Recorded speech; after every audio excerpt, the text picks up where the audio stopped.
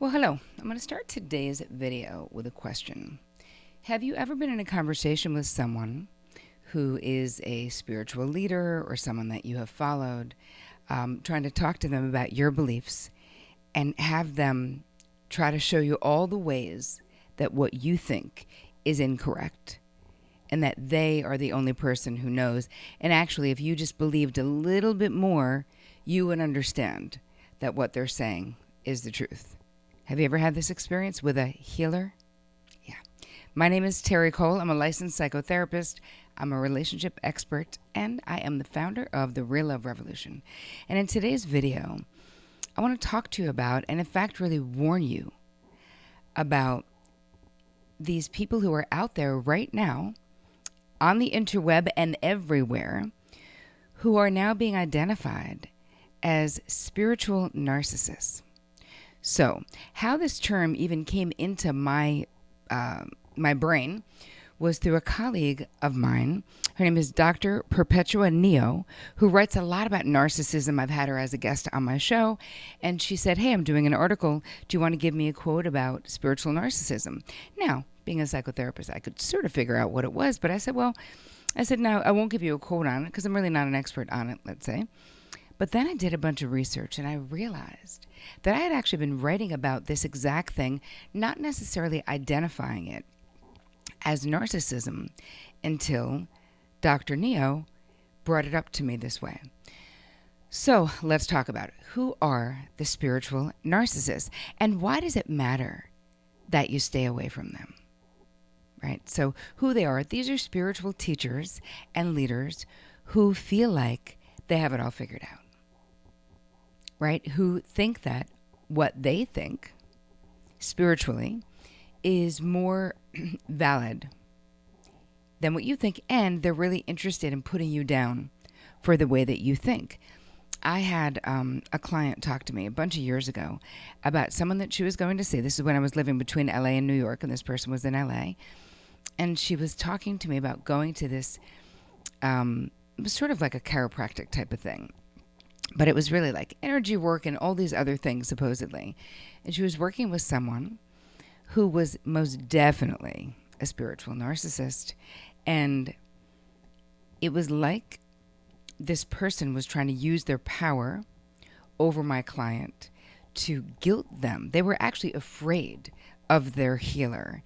And if they complained and said that, if my client said, they weren't really seeing any results, that healer would go off and completely manipulate her in saying that if she had tried harder, if she worked more, then she would be getting the results. And I was so pissed about that whole experience. Like, I wanted to go to the police, but instead I wrote a blog about it. So these types of people who are straight up narcissists. Now, spiritual narcissists just hide behind their spirituality. And actually, Dr. Neo tells a story of being with her before she left her ex-boyfriend, who was a major spiritual narcissist, which is how she knows about it, is that he said to her, "No one will ever believe you. I'm spiritual and I work for a nonprofit." Even though he was like absolutely abusive to her. But he knew it. He knew he was hiding behind what he did for a living. So he was like above reproach. And listen, this is similar to if you look at things that have happened within churches where priests are abusing children, boys, whatever it is. There is a level of spiritual narcissism there too. The sense that they're above the law and that the laws of the land do not apply to them is very narcissistic, right? So the spiritual narcissists, they just want to control. Same control that a regular narcissist wants in life, but the way that they do it is through their knowledge. And a lot of these people really do become leaders. And they're people who have no tolerance for other people's beliefs, systems, right? The only truth is their truth. Like, you don't know anything. And here's the problem with spiritual narcissists. It's very confusing because a lot of times they're talking about, like, we're all one big happy family, the human family, like we're all in it together.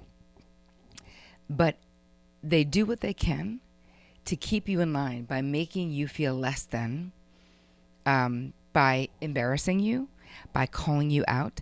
And I see this not even with just spirituality. I see this in the wellness space as well, with coaching, with even super famous people. I don't know, like getting lost in their own fame, perhaps, is part of it. But there's something really important for you guys watching this, if you're on a spiritual path, that you get really clear that you are the boss of you. And when you resonate with someone, hey, I put myself out there as an expert because I am, right? But I certainly, sure as hell, have no idea what's right for you, or think that you need to think like I do exactly, or you're incorrect. I have no desire to have power over you. I really just want you to have a great life, and that's the truth. So the narcissists want to keep the connection so that their ego keeps getting fed, right? Listen, if you're really actually an evolved person, what does being evolved means? It means you are on your own evolutionary path, trying to become the best, the highest version of yourself, right? That's really what is spirituality. All of us becoming, hopefully, the best versions of ourselves. And nobody knows what that is for you but you. So if you find people, I have all these people who've influenced my work, from Deepak Chopra to Louise Hay to Dr. Harriet Lerner, who I love, to Melody Beatty, to Harville Hendricks and his wife Helen. There are many, many people. John Bradshaw's work. But those are influences because they've done something in their lives, because they're smarts and have walked this evolutionary path on their own. But I've never been drawn to someone, even a leader, who says, this is the way it is. This is the only way it is. I would be so turned off by that, because really? How the hell would you know how it is for me? So I love the idea. I love the open idea of all these people, even Wayne Dyer, right? Who's someone who was so amazing, but sharing their wisdom from their experiences, which is different than basically saying, I have the magic. I feel like these spiritual narcissistic leaders, they want you to think that they have the answers for you, but also that they hold the magic. And I would always say to my clients, because my clients, of course, my psychotherapy clients for many years when I had that kind of a practice, they would want to bestow magical qualities on me as if I had the magic. And I would always say to them, I don't have the magic. I'm simply holding up the mirror so you can see your own magic, right? Because I never wanted clients, of course, to be addicted to me, because that would be me failing, actually, not me succeeding. So part of it is for you looking at who are you drawn to in this world, whose work resonates with you and why. You know, it's like, is it for a healthy reason, or is it vibrating with you? Is it resonating with you on a less healthy plane? That's something that you want to think about. So what other ways that how can you recognize these people, right? Them humiliating you, because someone who's a real leader would never do that. Bullying, embarrassing you in some way, judging the crap out of everyone else. That is one indication that it's easier for you to see. Being like a regular narcissist, meaning they're preoccupied with themselves all the time, that this is what they do. This is, it's all about them, just like it is with a regular narcissist. They really think they're super special the same way that narcissists do. But again, the difference is that they think they're super special and that you are not. So this is a really clear indicator. They're also very competitive. So rather than wanting you to have a great bunch of people influencing you, they feel threatened by that. So if you are working with someone, whether it's a energy worker or an acupuncturist or a coach or a therapist, if they feel threatened by the other modalities that you're doing in your life, if they feel the need to put them down, that is not a secure person. And that is definitely an indication of narcissism, right? So you'll know this because they'll seem miffed. They'll seem pissed off that you are going another way. Someone who's healthy, a healthy healer, if a client would come to me, I would always say to my clients, I think that we're done. I think that you should take the summer off. I think that you should, and if they ever came to me and said, like, I think I'm ready, I want to wind down, I'd be like, right on. I mean, isn't that what we want to do? Give people skills so they can live their best lives, but not a spiritual narcissist, because they want it to be about all them. And this is how, in some ways, cults happen. So think about the dynamic between cult leaders and cult followers. It's the same thing as what is being repeated, as I call them, like repeating realities. Something is being repeated.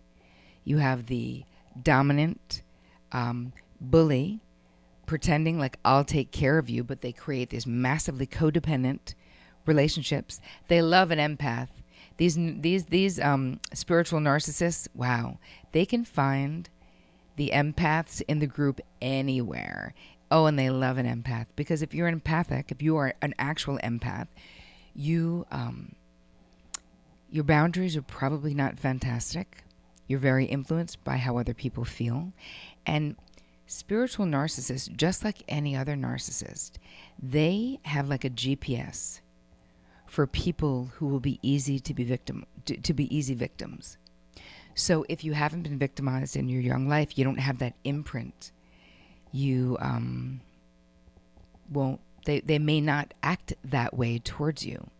So what I've seen in my practice is that some people who will go to someone who I know is a spiritual narcissist, and I do not like their business, and I tell people not to go to them. Some people will go to them and not have that experience, because those people they don't have a history of being victimized. So when someone is a predator, the way that narcissists are, right, they find your weakness, oh my God, and they just exploit the crap out of it. So you've got to be mindful. Like, it feels good to have someone's approval, and especially if it's someone that you look up to. I find this happens a lot in the world of yogis, that the world of yoga, there are, I'm not going to say a lot, I'm just going to say I know stories of people and in empowerment. I mean, not a hotbed of mental health, I can tell you right now, with the people who are out there leading. So just like with the doctor that you go see, a gynecologist, a dentist, anybody, they may come highly recommended by a friend, but you also have to look and say, oh, right, that's my friend who always has terrible referrals for me because she's got an authority problem and she's afraid of everyone, so she just goes with the first person or whatever it is. You have to make your own decision about who these people are and really look at what they're saying and see, does it resonate with you? You got to be in touch enough with your own body and with what you're learning, because we know this about narcissists. They need that narcissistic supply. So they're basically sucking the energy out of regular people, right? And they're definitely, as I said before, they're definitely have this skill to be able to find your weakness and basically exploit that and your openness. And so I'm not saying don't be open. I'm saying be open yet cautious. Do research. Go online. See if anyone is talking and saying bad things about this person online. And listen, again, we take some of that with a grain of salt, because you're always going to have bitter people who hate everyone, right? That's just life on the internet. But be mindful that there are people out there who are really sick and they're leaders, So and then there's also people out there who are really amazing, and they're leaders too. So this whole thing wraps back to one of my really close friends, one of my best friends, Danielle Laporte, just put out a book called White Hot Truth. And I think part of it is I just went to her book launch, and she was just in New York for this amazing event. And I think part of what had me thinking about this is the conversation that she and I have had about leaders who are less than leading, who are unhealthy. And in the book, she shares sort of all of the spiritual narcissists that she fell in with in her sort of young seeking life in her 20s and 30s, and how she came to become her own guru, and how she knows that, your whole job is to become your own guru and do what works for you. So maybe that's why this is on my mind, and maybe that's why I wanted to talk about it today. But I really wanted you guys to be mindful of this, because it's something that I've seen the damage that someone can do, someone that you look up to, someone that you come to care about, someone that, and really so much of the time, of course, you're having a transference to this person from another narcissist in your life. It's like this is not just happening. We become vulnerable for a reason. So you've got my top little list right there. Don't worry, you can download that, of what to be mindful of. And I have a few more that I'm going to add to that list that I don't want to make this video. It's already 16 minutes long. That's too long. So I'm going to be done with this now. But I hope that this inspired thought for you. Because here's the thing. We're all the same. And so many of you who like what you see in my videos, and I love that you're here with me, and I super appreciate you. But we're the same. We're all seekers, right? So psychotherapeutically, sure, I know a lot. And spiritually, sure, I know a lot of what I've experienced. And I'm happy as hell to share that with you. I want to share that with you. But I also know, because I've been a therapist for 20 years, that there's nobody who knows more about what is right for you than you. So empower yourself to dial into your own wisdom, and sure, read books and find other people like I've done in my whole life, in my career, and I'm still doing it, who are original thinkers like Danielle Laporte, who are putting stuff out there that is great, that inspired all this thought for me. And I've been doing this for a billion years, So there are really good people out there too. But you know what? They wouldn't call themselves leaders, probably. What Danielle says is that she's a seeker, and so am I. So I hope you enjoyed this. For you ladies who are right here, if you haven't joined my free group, please do. Go to terricole.com/RLR. For those of you who prefer to listen to your information, I have a podcast called Hello Freedom with Terri Cole. So please check that out on iTunes or wherever you get your podcast from. If you like this, the best thing that you can do for me is please subscribe, and please share this on social media. If you liked what I talked about today, please share it in your world. I hope you guys have an amazing week thinking for yourself. And as always, take care of you.